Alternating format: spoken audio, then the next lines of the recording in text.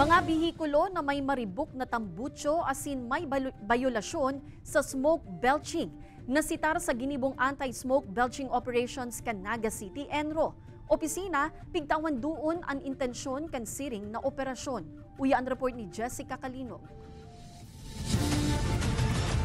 Kaibanan ang mga personahe kan Naga City Pollution and Waste Management Division sa ginibong one-time big-time operations kan Naga City Police Office sa Barangay Concepcion Grande. Sa 46 na diesel-fed vehicles na sa indang pinara, 39 ang nakapasar sa smoke emission machine, 7 ang may smoke belching violation.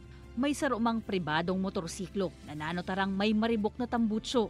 Puon ngani kan Enero 2024, nasa 13 mga motorsiklo na may parehong bayolasyon ang nadakop kan opisina. May ordinansa po kita kayan na itong news ordinance kang Siyudad ng Naga na kasabay po yan na dapat ang mga motorcycles po dahil maglampas ng 80 decibels. May katampad na penalidad ang mga nadakop sa nasambit na mga bayolasyon, asin makalihis na magbayad, tigpapabalik kan City Enro ang dating muffler kan lunadan.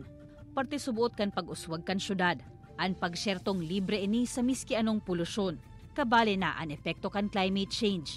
Taong 2019 kan puunan ang programang Forest in Our Midst para sa regreening kan Naga City. Asin sa Hulyo 18, liwat nahahagadon ang suporta kan 300 nindang partner group, organisasyon asin ahensya sa paagi kan MOA signing.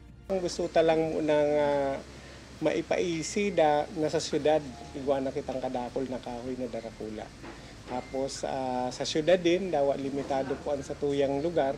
Piglalooman man kan Naga City Enro na magin inspirasyon asin pangarugan man ini kan pagtaraid na banwaan, taan laban sa pagbabago kan panahon, kaipuhan na pagtarabangan.